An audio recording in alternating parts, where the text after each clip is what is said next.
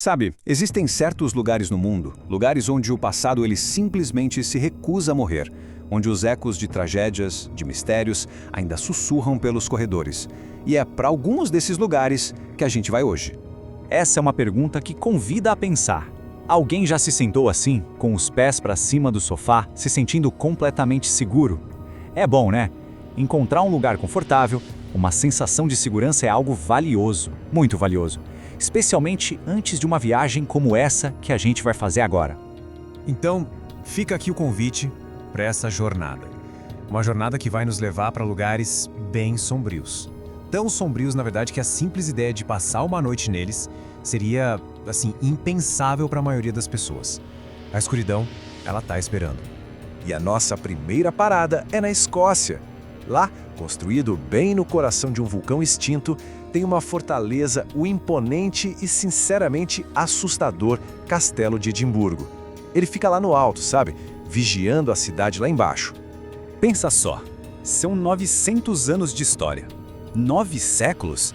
Esse castelo já foi de tudo.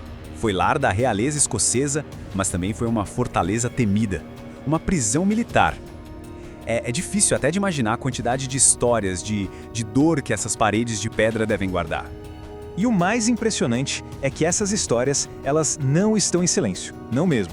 Quem visita o lugar, os próprios guardas, eles contam que ouvem gritos de horror vindo lá dos antigos calabouços.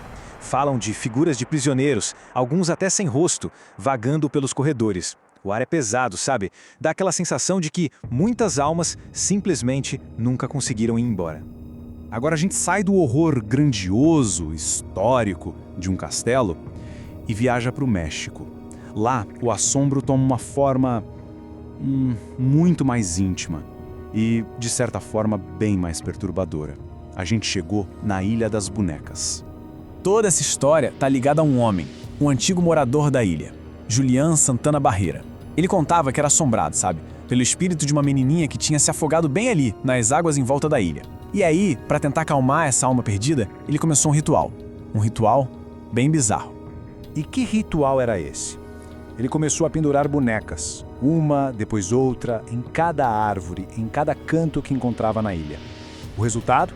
Hoje, centenas delas, muitas já deformadas pelo tempo, ficam lá, observando tudo em silêncio. Mas dizem que esse silêncio nem sempre dura. Tem relatos de visitantes que juram que as bonecas se movem sozinhas, que sussurram no escuro. E então, chegamos em 2001. Nesse ano, a história ganhou um capítulo final. Julián Santana Barreira foi encontrado morto. A causa oficial? Um ataque cardíaco. Mas o que realmente arrepia é o local onde ele foi encontrado. Exatamente no mesmo lugar onde a menina, supostamente, tinha se afogado. Bom, agora a gente deixa para trás esse horror mais folclórico e entra num tipo de terror construído pelo próprio homem.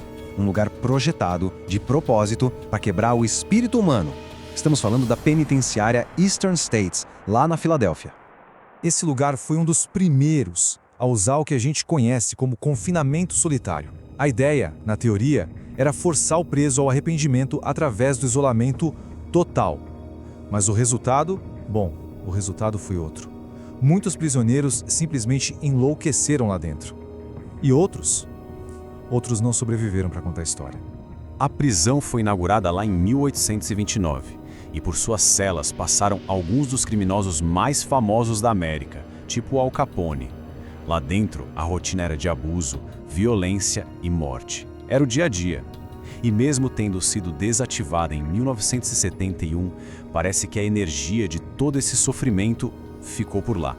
Hoje em dia, as ruínas da penitenciária são um prato cheio para investigadores do paranormal, né? E os relatos, eles são sempre muito parecidos. Portas de celas que batem com uma força absurda, sozinhas, uma energia pesada, opressora, que toma conta do ar. E sombras, as sombras dos antigos presos que parecem ainda caminhar por aqueles corredores frios. A nossa última parada nos leva até Roma, para um lugar que não fica só nos sussurros sobre a morte, não. Ele a exibe, de uma forma muito direta que confronta a gente. Bem debaixo de uma igreja fica a cripta dos Capuchinhos. Vamos voltar para 1631. Nesse ano, um cardeal da Ordem dos Capuchinhos deu uma ordem que os ossos de milhares de frades que já tinham morrido fossem exumados, tirados da terra, Só que eles não foram enterrados de novo, não. Pelo contrário, os ossos foram usados para decorar as paredes, os tetos da cripta, criando, bem, uma espécie de obra de arte macabra. Imagina a cena: lustres feitos com ossos da pelvis, guirlandas de vértebras. É inacreditável. E na entrada de uma das capelas tem uma placa, e nela, essa mensagem: nós éramos o que hoje se é.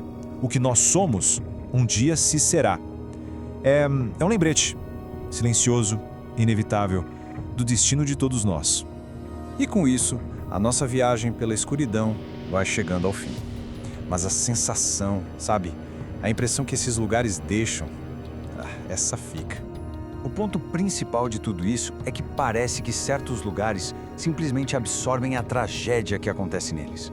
A dor, o medo, o desespero, é como se tudo isso ficasse impregnado ali, sabe? Gravado nas próprias pedras do lugar, só esperando para ser sentido de novo por quem passa por lá. E no fim, a pergunta que fica é essa: se as paredes desses lugares pudessem, de fato, falar, o que será que elas contariam? E mais importante ainda, será que a gente estaria realmente preparado para ouvir? Fica aí a reflexão. A gente se encontra na próxima.